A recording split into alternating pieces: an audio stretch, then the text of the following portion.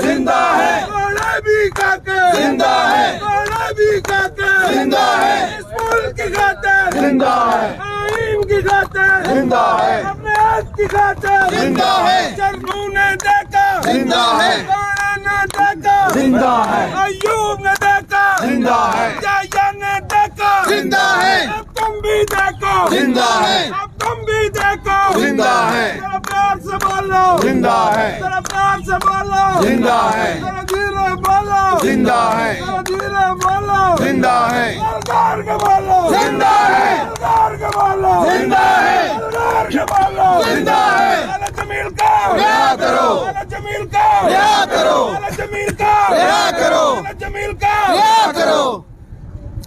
बिस्मिल्लाहिर्रहमानिर्रहीम। अजीज दोस्तों, आज PFUJ की अपील पर हम अपने साथी खालिद जमील की गिरफ्तारी के खिलाफ सरापा एहतजाज है। आप जानते हैं कि कल जिस तरह रात के अंधेरे में चादर और चार दीवारी का तकद्दस पामाल करते हुए घर की दीवारें और गेट फलांग कर FIA के हुक्काम खालिद जमील के घर दाखिल हुए, इसकी जितनी भी मजम्मत की जाए कम है। मैं FIA के हुक्काम और पाकिस्तान की केयर टेकर सेटअप के तमाम वज़रा और वज़ीर आज़म से ये पूछना चाहता हूं कि क्या खालिद जमील का कोई जुर्म था या उसको सामने रखकर पाकिस्तान की जर्नलिस्ट कम्युनिटी को कोई पैगाम देने की कोशिश की गई है। क्योंकि रूटीन में अगर देखा जाए कि अगर कोई पीका एक्ट के तहत FIA को दरखास्त मतलूब होती है तो उसके आम आदमी के लिए भी एक प्रोसीजर है। हम जर्नलिस्ट की बात ये भी नहीं करते कि पहले उसको नोटिस दिया जाता है, उसे शामिल तफ्तीश किया जाता है, उससे जो उस पर इल्जाम होता है उसके मुतल्लिक आगाही हासिल की जाती है और फिर मामला FIR के इंदराज तक पहुंचता है और फिर जाकर कहीं गिरफ्तारी की नौबत आती है। लेकिन जिस तरह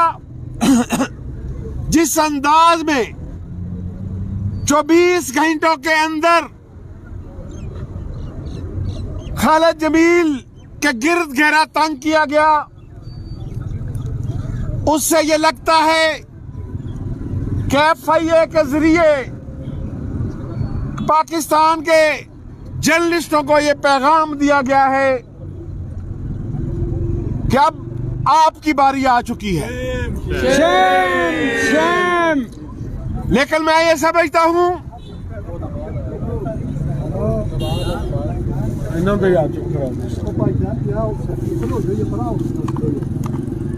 इसलिए शायद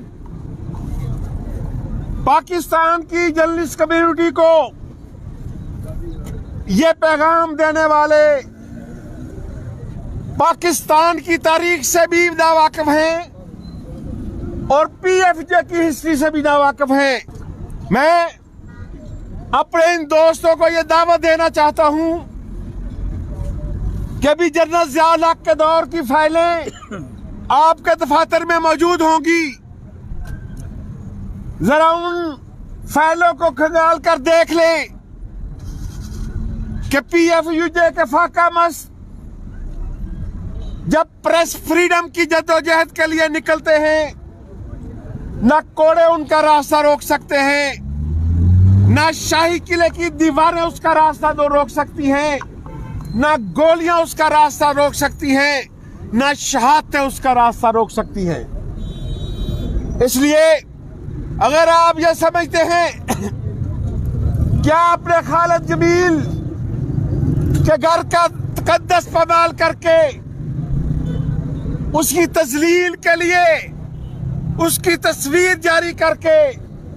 जर्नलिस्ट कम्युनिटी को डराने की कोशिश की है, तो ये आपकी बहुत बड़ी गलती है। ज्यादा दूर नहीं जा सकते, 77 को नहीं दे सकते, तो जनरल परवेज मुशर्रफ के दौर की फाइलें देख लें। यही RAUJ थी, यही PFUJ थी कि जिसने 70 दिन तक प्रेस फ्रीडम का कैंप यहां इस्लामाबाद में रखा। इन लोगों ने ईद भी फुटपाथ पर मनाई थी और क्रिसमस भी अपने क्रिश्चियन जर्नलिस्टों के हमरा फुटपाथ पर मनाया था। इसलिए हमारे असाब को टेस्ट करने की जरूरत नहीं है। हम टेस्ट शुदा लोग हैं। 25 साल से फुटपाथ पर स्ट्रगल कर रहे हैं। हमसे पहले 1950 से इसी प्रेस फ्रीडम का परचम लेकर मिनहाज बरना ने भी जदोजहद की थी, निसार उस्मानी ने भी की थी, इफात साहब ने की थी, छापरा साहब ने की थी, CR शमसी, फौजिया शाहिद ने की थी, और आज ये परचम इन नौजवानों के हाथ में है। इसलिए हम ये समझते हैं कि अगर कानून की नजर में भी देखते हैं क्या आपने कानून का कोई सहारा लेना था,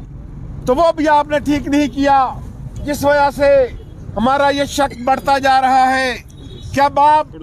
जब सियासी जमातों पर क्रैकडाउन का मरहला मुकम्मल कर चुके हैं, तो शायद अब आप जर्नलिस्टों को पैगाम देना चाहते हैं। इसलिए अजीज दोस्तों, मैं आपके जरिए पाकिस्तान भर के मीडिया वर्कर और जर्नलिस्टों से जर्नलिस्टों की तरफ से ये पैगाम देना चाहता हूं कि प्रेस फ्रीडम के लिए